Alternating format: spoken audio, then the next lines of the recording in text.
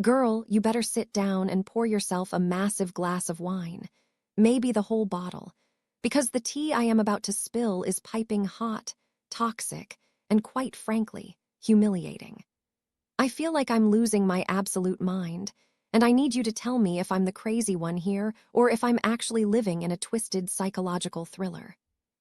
You know who I'm talking about. Him, the one I've known since we were literally children. We're talking 19 years of history, babe. 19 years. We knew each other in middle school, we survived high school, we got through college, and somehow the universe decided to dump us both in the same city for work. It felt like fate, right? Like one of those slow-burn rom-coms where the two best friends finally realize they're soulmates. We were best friends for 4 years in this city. 4 years of platonic intimacy, trust, and being each other's person. So naturally, when we finally decided to cross that line and start dating 3 years ago, I thought, this is it. I thought I was safe.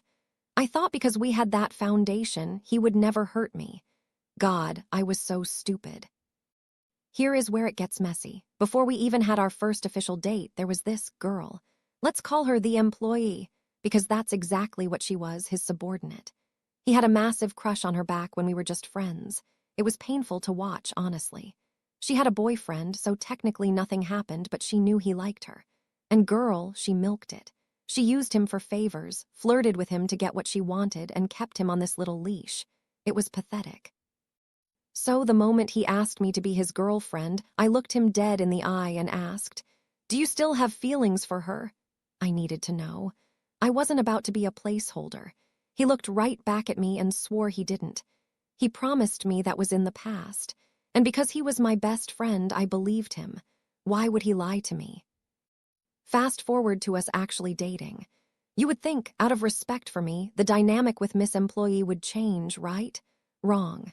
If anything, she ramped it up. She became even more flirtatious.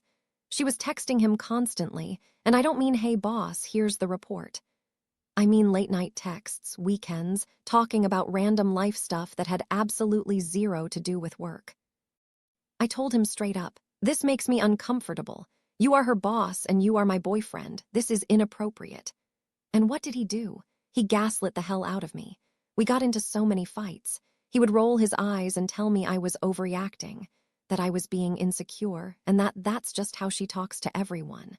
Can you believe that? As if her being overly familiar with everyone makes it okay to disrespect our relationship. Eventually, after I basically had to beg for basic respect, he agreed to some boundaries. He said he wouldn't respond to her outside work hours and removed her from his social media. His texts became dry and neutral, but she didn't stop. She kept pushing.